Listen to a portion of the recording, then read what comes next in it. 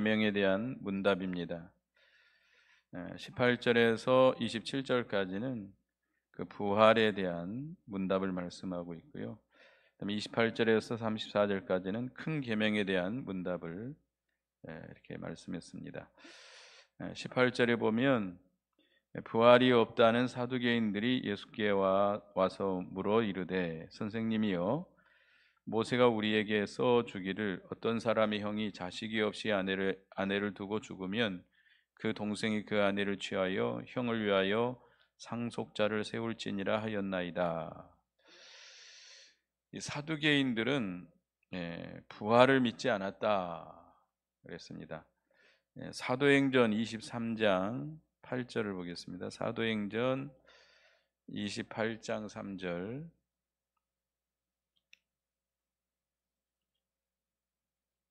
23장 8절 사도행전 23장 8절을 읽어보겠습니다. 시작. 이에 사두개인은 부활도 없고 천사도 없고 영도 없다 하고 바리새인은 다 있다 함이라. 성경에 그 유대인들을 바리새인, 사두개인 이렇게 나눴습니다. 물론 이제 다른 또 파들이 있습니다만은 성경이 이렇게 크게 이렇게 바리새인, 사두개인들이 나오는데 이 사두개인들은 세속적인 그런 종파입니다. 그러니까 그 헤롯 당이라고도 말하는데요. 세상 그 권력에 아부하면서 자기들의 유익을 찾아가는 그런 세속적인 종교인들이에요. 타락한 종교인들이죠. 그래서 그들은 이 부활도 믿지 않았고 천사도 없고 영도 없다 이렇게 주장하는 자들입니다. 바리새인들은 그 율법 그대로를 믿는 전통적인 보수적인 파입니다. 그래서 바리새인들은 다 믿지만 사두개인들은 다 믿지 않기 때문에 예수님께 와서 시험하며 물어봤습니다. 여기 19절부터 이제 그 23절까지는 그 계대계승법이라고 하는 그런 법인데요. 이거는 이제 그 모세 시대 이전에도 있었습니다. 그 우리가 보면 야곱의 아들 가운데 유다가 나오잖아요. 유다가 그 가나안 여인을 취해서 아들을 낳았는데 그 아들 둘이가 있었어요. 근데 이제 자기 아내도 죽고 큰 아들을 시집 보냈는데 큰 아들이 죽게 됩니다. 아들이 없이 죽게 돼요. 그래서 그 작은 아들한테 그 형수에게 결혼을 해서 아이를 낳으라고 그럽니다. 근데 그 작은 아들이 거절하는 것이 아니라 형수와의 관계를 갖지를 않죠. 그래서 결국 하나님이 진노해서 죽이죠. 그러니까 그 이전부터 있었던 것 같아요. 그런데 신명기서 25장에 보면 그거를 이제 모세가 정해주죠. 신명기 25장 5절 6절 보겠습니다. 신명기 25장 5절 6절 읽어봅니다. 앞에 나와 있으니까 읽어보겠습니다. 형제들이 함께 사는데 그중 하나가 죽고 아들이 없거든 그 죽은 자의 아내는 나가서 타인에게 시집가지 말 것이요 그의 남편의 형제가 그에게로 들어가서 그를 맞이하여 아내로 삼아 그의 남편의 형제된 의무를 그에게 다 행할 것이요 그 여인이 낳은 첫 아들이 그 죽은 형제의 이름을 잊게 하여 그 이름이 이스라엘 중에서 끊어지지 않게 할 것이요 것이니라. 그러니까 어떤 남자가 결혼을 해서 아들이 없이 죽게 됩니다.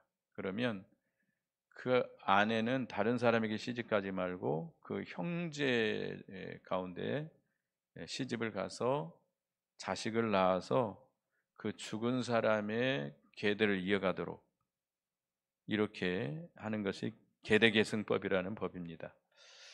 그래서 이 사두개인들은 그 이제 예를 들어서 말하는 겁니다. 7 형제가 있는데 제일 첫째가 장가를 가서 아들이 없이 죽었단 말이에요. 그러면 둘째가 그 형수와 또 결혼을 해서 살았는데 또 아들이 없이 죽게 된다는 거예요. 그래서 셋째, 넷째, 다섯째, 여섯째, 일곱째까지 다 이렇게 자식이 없이 다 죽고 말았다는 겁니다.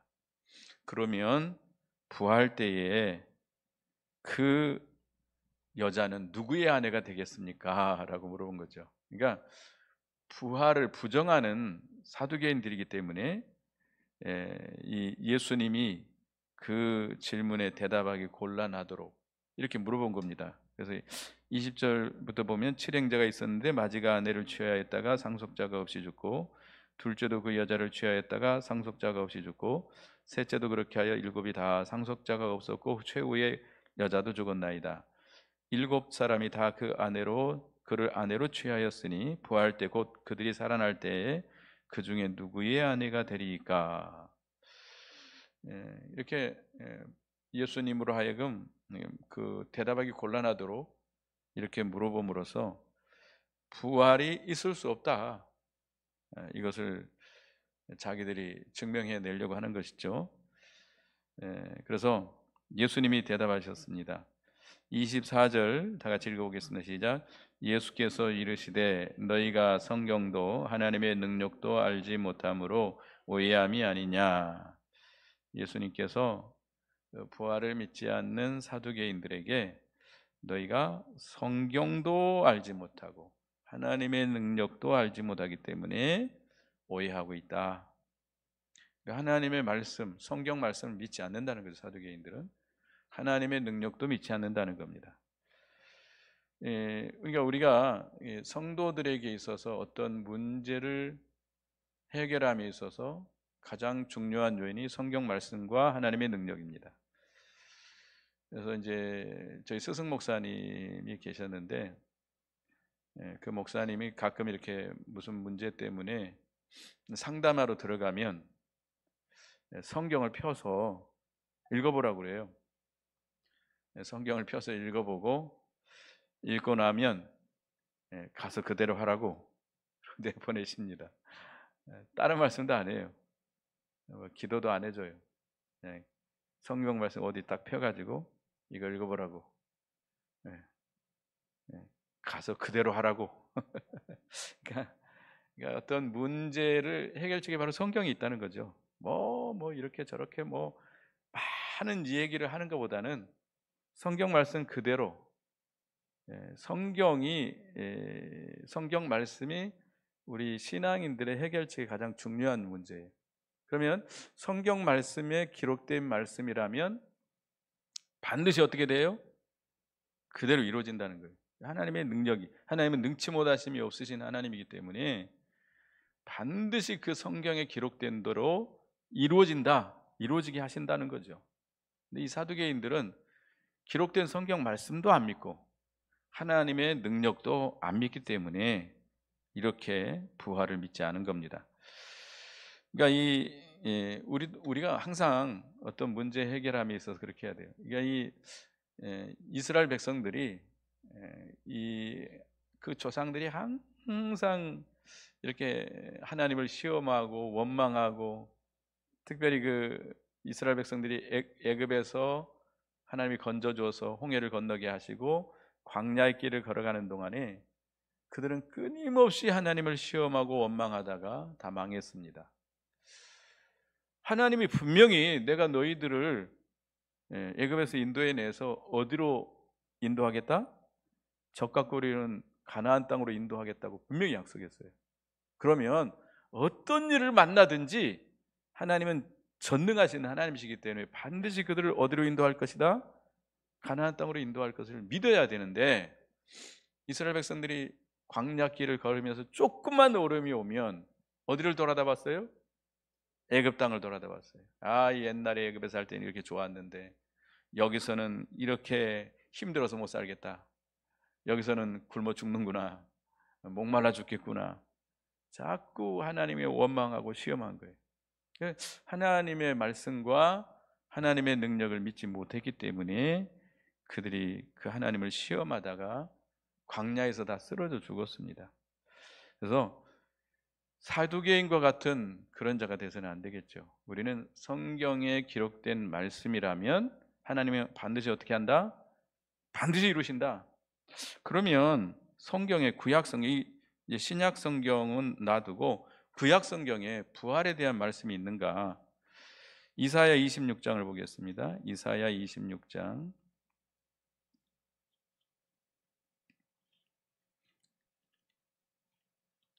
이사야서 26장 19절 보겠습니다. 이사야 26장 19절 읽어봅니다. 앞에 나와서 읽어보겠습니다. 시작.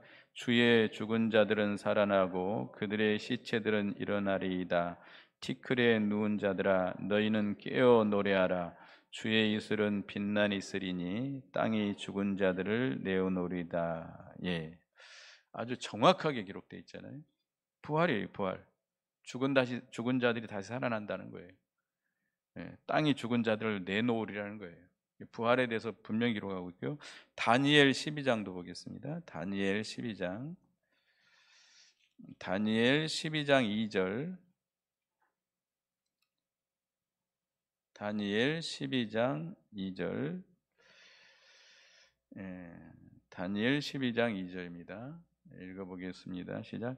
땅의 티끌 가운데서 자는 자 중에서 많은 사람이 깨어나 영생을 받는 자도 있겠고 수치를 당하여서 영원히 부끄러움을 당할 자도 있을 것이며. 이게 부활에 대한 예언의 말씀이에요. 땅의 티끌 가운데서 자는 자 중에, 잔다라고 하는 것은 죽은 자, 육신이 죽은 것을 잠잔다고 그러잖아요. 많은 사람이 깨어나 부활에 대해서 분명히 말씀하고 있습니다.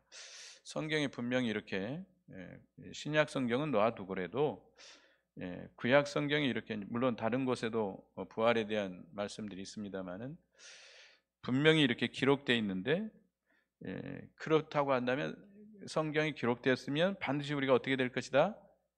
부활할 걸 믿어야 됩니다. 그런데 이 사두개인들은 성경도 믿지 않았고 인간의 생각으로 어떻게 죽은 자가 다시 살아나겠는가? 인간의 생각으로는 불가능한 일이죠. 그러나 하나님의 능력은 등치 못하심이 없기 때문에 기록된 그 말씀 그대로 반드시 부활할 것을 믿어야 됩니다. 그러니까 이 사두개인들이 기록된 말씀도 믿지 않고 하나님의 능력도 믿지 않았기 때문에 부활을 믿지 않고 있는 겁니다. 부활을 믿지 않는다면 우리의 신앙은 다 헛된 것이 된다고 그랬죠? 부활을 믿지 않는 분들 계십니까? 부활을 믿지 않는 사람들이 있어요. 그러니까 성경의 많은 말씀들을 좋게 생각하지만 부활을 믿지 않는 사람들이 있어요. 이해가 안 된다는 거죠. 부활을 믿지 않으면 우리의 신앙은 다 헛되게 됩니다. 고린도전서 15장 보겠습니다. 고린도전서 15장. 고린도전서 15장 16절부터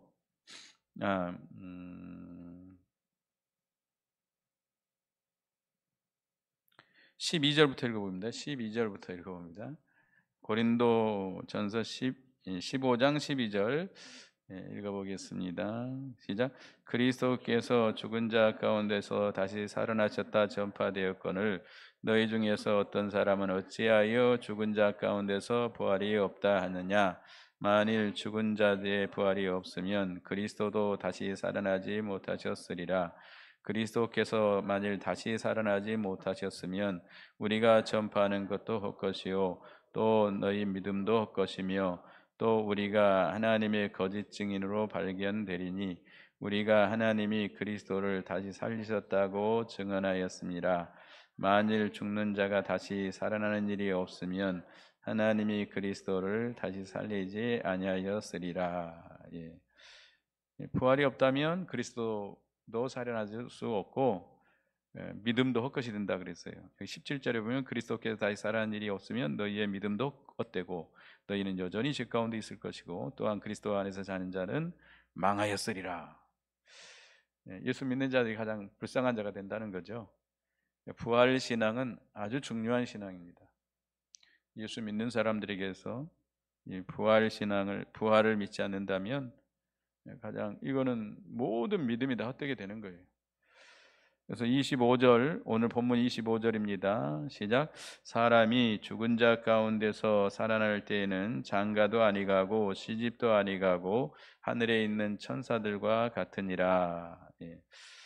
이제 사람이 죽은 자 가운데 살아날 때, 언제 살아나죠? 예수님 재림하실 때 이제 부활하게 될 겁니다. 그 부활할 때는 이 예수님의 부활체와 같은 신령한 몸으로 부활해요. 지금과 같은 몸이 아닙니다. 지금과 같은 욕된 몸이 아닙니다. 지금과 같은 육체의 부패성이 있는 그런 몸이 아닙니다. 부활체는 누구의 부활체와 같은 몸이에요? 예수님의 부활체와 같은 그런 몸, 신령한 몸. 그러니까 우리의 이 육체의 부패성은 없어지는 이 거룩한 몸, 신령한 몸이 돼요. 그렇기 때문에 그때는 결혼도 안 합니다. 부활한 후에는 시집도 안 가고 장가도 안 가고 천사들과 같이 거룩하게 살게 된다는 겁니다. 그때는 영적인 즐거움, 영으로 하나님을 섬기고 신령한 몸이 됐기 때문에 온전히 성령이 충만해서 영으로 즐거워하는 그 즐거움. 그러니까 이 세상에서 가지고 있는 그 육체의 쾌락 이건 다 없어지는 거죠. 여러분들 이 세상에 사는 동안에 육체의 낙이 있잖아요. 그러나 그 천국에 이제 부활한 다음에는 그건 없어져요. 하나님으로만 온전히 하나님의 영광 가운데서 하나님으로만 즐거워하는 거룩한 생활, 그 신령한 생활만 할 뿐입니다. 그렇기 때문에 거기서는 그런 이 세상에서 사는 것과 같은 어떤 인간 관계 속에서 뭐 가정을 이루고 이렇게 사는 그런 생활은 없습니다.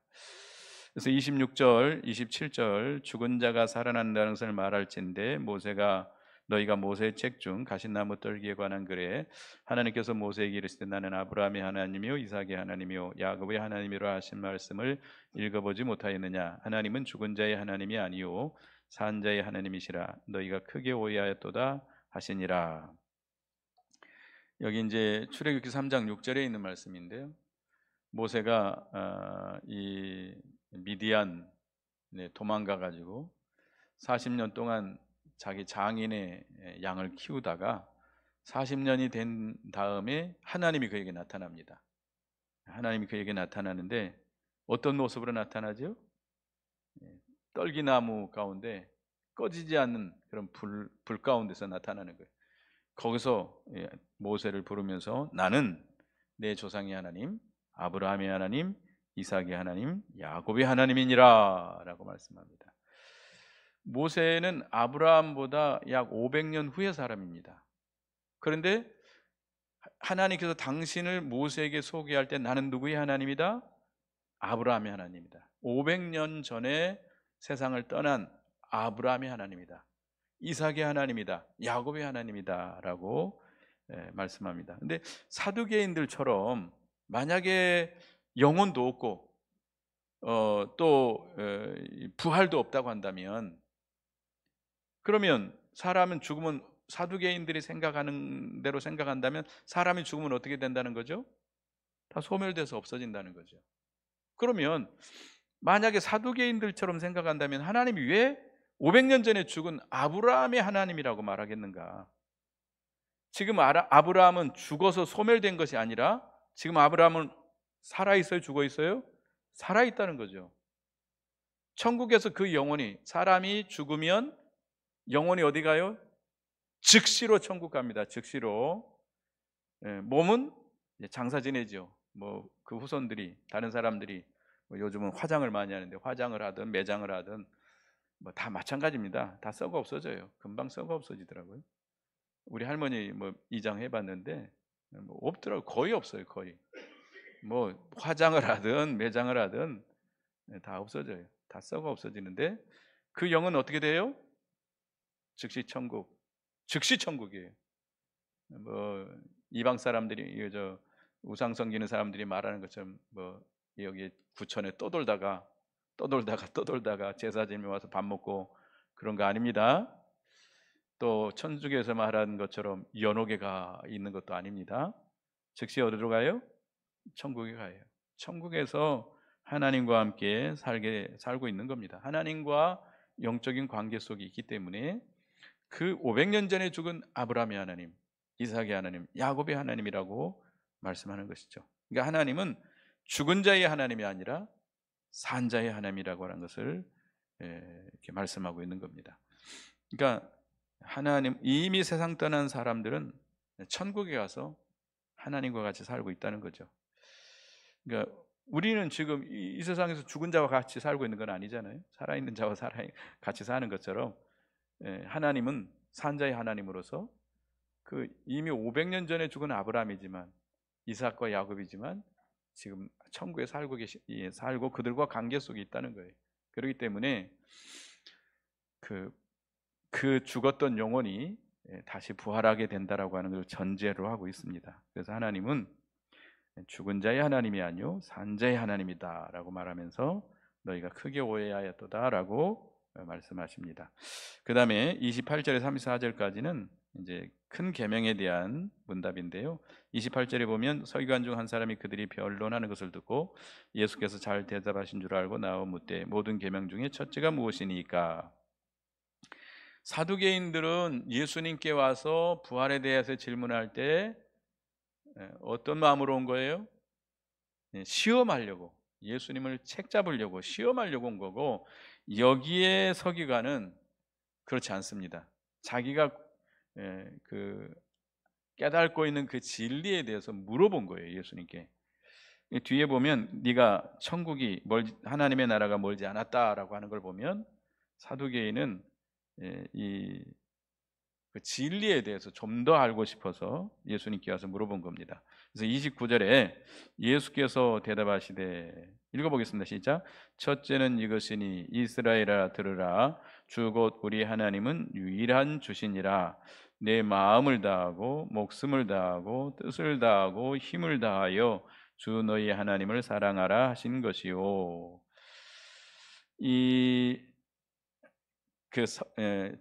계명 중에, 모든 계명 중에 첫째가 무엇입니까? 라고 물어본 것에 대해서 예수님이 대답하시면서 먼저 이걸 말씀했습니다. 첫째는 이것이니 이스라엘아 들으라. 주 곧 우리 하나님은 유일한 주시니라. 그러니까 하나님을 사랑해야 될 어떻게 조건이라고 그럴까요?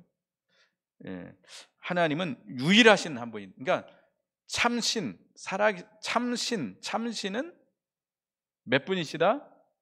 유일한 한 분이시다. 우리 살아계신 여호와 하나님, 우리가 믿는 하나님 한 분밖에 없다는 거예요. 그러니까 우리는 하나님 한 분만 섬겨야 된다는 거예요. 하나님 한 분만 사랑해야 된다는 거예요. 다른 신들은 다 뭐예요? 다 우상이에요. 다 사람들이 만들어 놓은 거예요. 이 다원주의라고 그러죠. 이 목사들 가운데, 정신없는 목사들 가운데 다원주의를 주장하는 목사님들이 있습니다. 다른 종교에도 뭐가 있다? 구원이 있다. 교인들 앞에서는 그 말 못해요. 왜요? 쫓겨나니까 그 말 못해요. 그러나 다른 데 가서는 그렇게 말합니다. 근데 다른 종교에도 구원의 길이 있다고 한다면 다른 신들도 신이다라는 거예요. 신이다 인정해 주는 거예요. 이건 이 말씀을 거의 부정하는 겁니다. 하나님은 유일한 주시니라. 주 곧 우리 하나님은 유일한 주시니라. 참신은 유일하게 누구밖에 없다? 하나님밖에 없다. 하나님만 섬기고 하나님께만 경배하고 하나님만 사랑해야 됩니다. 다른 걸 섬기면 우상이에요. 하나님이 진노해서 심판하십니다. 하나님이 가장 싫어하는 것이 뭐 섬기는 거예요? 우상 섬기는 거예요.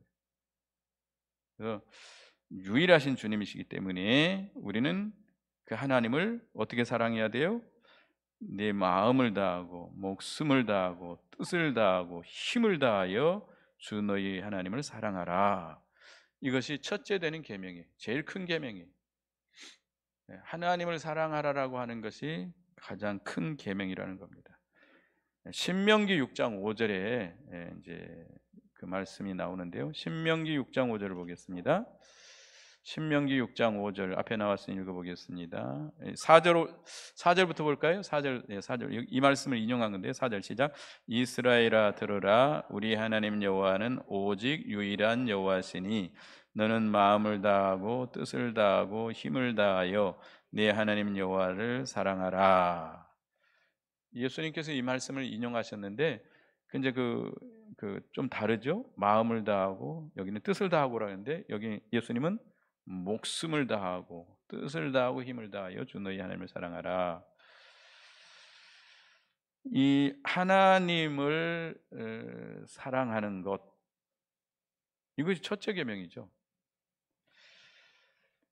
그 하나님 마음을 다하고 목숨을 다하고 뜻을 다하고 힘을 다하여 하나님을 사랑하는 자는 모든 것을 희생하고 기쁜 마음으로 생명까지도 바칠 수 있습니다.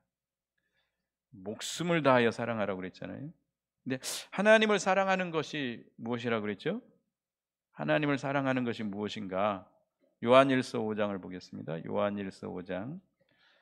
하나님을 사랑하는 증거가 뭐냐? 요한일서 5장 3절 읽어보겠습니다. 3절 읽어봅니다. 시작. 하나님을 사랑하는 것은 이것이니 우리가 그의 계명들을 지키는 것이라. 그의 계명들은 무거운 것이 아니노라. 하나님을 사랑하는 것은 그의 계명들, 다시 말하면 하나님의 말씀을 순종하는 겁니다. 그래서 마음을 다하고 목숨을 다하고 뜻을 다하고 정성을 다해서 하나님을 사랑하는 자는 하나님의 말씀을 지키지 아니할 수가 없죠. 하나님을 사랑하는 자는 하나님의 말씀을 지키는 것이 힘들지 않습니다. 그러나 하나님을 사랑하는 것이 없는 사람은 하나님의 말씀을 순종하는 것이 힘들까요? 어려울까요? 거의 불가능해요. 하나님을 사랑하는 그런 사랑이 없는 사람은 하나님 말씀 못 지켜요. 너무 힘들어서 못 지켜요. 그러니까 이 계명, 하나님의 말씀을 들을 때 무거운 짐으로 여겨지는 사람들이 있어요. 막 그 말씀에 억눌려 가지고 괴로워하는 분들이 있어요. 그분은 진정으로 하나님을 사랑하지 않는 사람입니다. 하나님을 믿지 않는 사람입니다. 정말 하나님을 믿는다면 하나님을 사랑할 수밖에 없어요. 믿음, 사랑, 이거 우리가 떼어놓고 말할 수 없는 거죠. 정말로 예수 그리스도를 믿는다면 하나님을 사랑할 수밖에 없죠. 그 다음에 둘째 계명이 뭐예요? 31절 읽어봅니다. 시작. 둘째는 이것이니 내 이웃을 자신과 같이 사랑하라 하신 것이라. 이보다 더 큰 계명이 없느니라. 둘째는 내 이웃을 내 자신과 같이 사랑하라. 내 이웃을 내 몸과 같이 사랑하라. 레위기 19장 18절을 보겠습니다. 레위기 19장 18절. 그러니까 구약 성경에 있는 말씀을 예수님이 인용해서 말씀하신 거예요. 레위기 19장 18절 앞에 나왔으니 읽어보겠습니다. 시작. 원수를 갚지 말며 동포를 원망하지 말며 내 이웃 사랑하기를 내 자신과 같이 사랑하라. 나는 여호와니라. 이 레위기 19장 18절에 있는 말씀인데요. 내 이웃을 내 몸과 같이, 내 자신과 같이 사랑하라. 우리는 사랑하는 데 있어서는 조건이 없습니다. 사랑하는 데 있어서는 조건이 없어요. 무조건적인 사랑이에요. 이 하나님의 사랑, 이 아가페 사랑, 거룩한 사랑은 조건이 없어요. 그 사람이 나를 좋아하든 싫어하든, 나를 좋게 여기든 미워하든, 이웃을 사랑하는 이 거룩한 사랑은 무조건 사랑하는 거예요.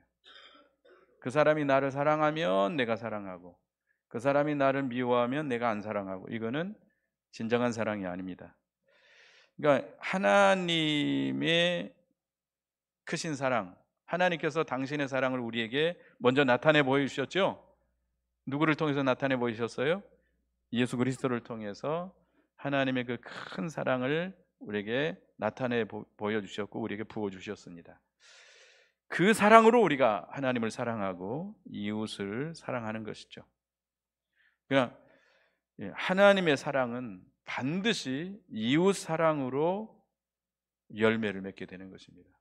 그러니까 하나님을 진정으로 사랑한다면 누구를 사랑할 수밖에 없어요?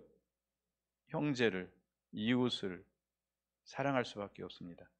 반대로 말하면 보이는 이웃을 사랑하지 않는 자는 보이지 않는 하나님을 사랑할 수 없다라는 거죠. 요한일서 한번 보겠습니다. 요한일서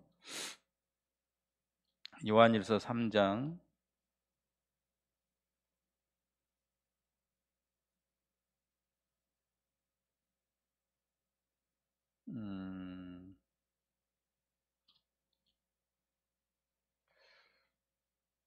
보이는 사람 찾아보세요. 요한일서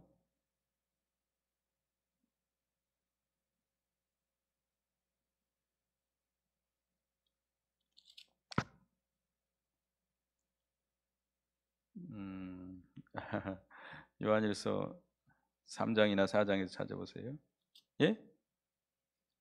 4장 20절 보겠습니다. 요한일서 4장 20절. 요한일서 4장 20절을 읽어보겠습니다. 요한일서 4장 20절 읽어봅니다. 시작. 누구든지 하나님을 사랑하노라 하고 그 형제를 미워하면 이는 거짓말하는 자니 보는 바 그 형제를 사랑하지 아니하는 자는 보지 못하는 바 하나님을 사랑할 수 없느니라. 그러니까 이 하나님을 사랑하게 되면 이웃을 반드시 사랑하게 된다는 겁니다. 그래서 우리는 이 십계명을 보게 되면 1계명에서 제4계명까지는 누구를 사랑하라? 하나님을 사랑하라. 1계명. 나 외에 다른 신을 내게 두지 말라. 2계명. 우상을 섬기지 마라. 3계명. 내 이름을 망령되이 여기지 마라. 4계명. 안식일을 기억하여 거룩히 지켜라. 이거는 하나님을 진정으로 사랑한다면 그거 다 지키게 되는 것이죠. 그다음에 이제 5계명, 10계명까지는 내 이웃을 사랑하라죠. 내 이웃을 사랑하면 5계명, 10계명까지는 자동적으로 지키게 된다는 겁니다. 로마서 13장을 보겠습니다. 로마서 13장 8절에서 10절 보겠습니다. 로마서 13장 8절에서 10절 읽어봅니다. 시작. 피차 사랑의 빛 외에는 아무에게든지 아무 빛도 지지 말라. 남을 사랑하는 자는 율법을 다 이루었느니라. 간음하지 말라, 살인하지 말라, 도적질하지 말라, 탐내지 말라 하는 것과 그의 다른 계명이 있을지라도 내 이웃을 내 자신과 같이 사랑하라 하신 말씀 가운데 다 들었느니라. 사랑은 이웃에게 악을 행치 아니하나니 그러므로 사랑은 율법의 완성이니라. 이 사랑하게 되면 모든 율법은 다 지키게 된다는 거죠. 그러니까 이 하나님을 사랑하는 거룩한 사랑, 그 사랑이 없이는 계명을 지킬 수 없습니다. 그래서 이렇게 말씀하니까 서기관이 대답합니다. 30절 서기관이 이르되 선생님이 옳소이다. 하나님은 한 분이시요 그 외에 다른 이가 없다 하신 말씀이 참이니이다. 또 마음을 다하고 지혜를 다하고 힘을 다하여 하나님을 사랑하고 하는 것과 또 이웃을 자기 자신과 같이 사랑하는 것이 전체로 드리는 모든 번제물과 기타 제물보다 나으니이다. 예수께서 그같이 있게 대답을 보시고 이르시되 내가 하나님의 나라가 멀지 않도다 하시니 그 후에 감히 묻는 자가 없더라. 이 서기관이 이렇게 바르게 깨달았습니다. 서기관은 율법의 학자예요. 율법의 학자들이 대개 보면 그 율법주의에 빠져버리거든요. 그 껍데기만 지키는 거죠. 껍데기. 외식에 빠지는데 이 서기관은 율법의 그 깊은 뜻을 깨달은 거예요. 율법의 아주 중심을 바로 깨달은 거예요. 근데 율법의 기능이 뭐죠? 율법을 하나님이 우리에게 주신 것은 죄를 깨닫게 하고 우리를 어디로 인도하는 거예요? 그리스도에게로 인도하는 거예요. 그러니까 이 서기관은 율법의 그 뜻을 바로 깨달았기 때문에 이제는 자기가 죄를 깨닫고 예수 그리스도를 발견할 때가 얼마 남지 않았다는 거예요. 율법을 바로 깨닫는다면 마침내 누구를 발견하게 돼요?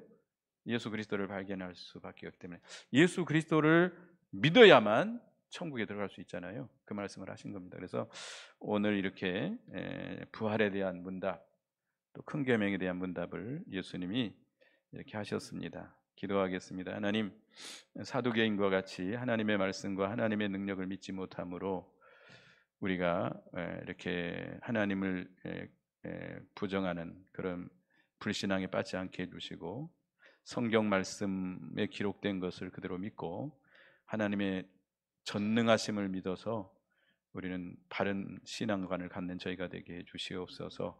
또 가장 큰 계명은 하나님을 사랑하라고 하는 것이고, 또 이웃을 내 몸과 같이 사랑하라는 것이라고 그랬습니다. 사랑으로 행하면 모든 계명을 다 지킬 수 있게 된다고 그랬습니다.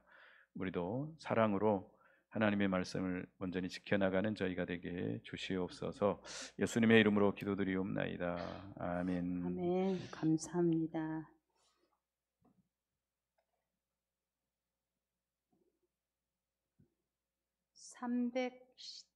375장입니다. 375장입니다.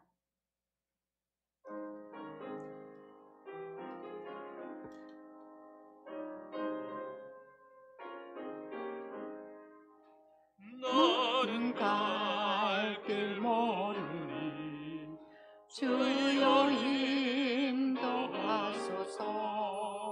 어디 가야 좋을지 나를 인도하소서. 어디 가야 좋을지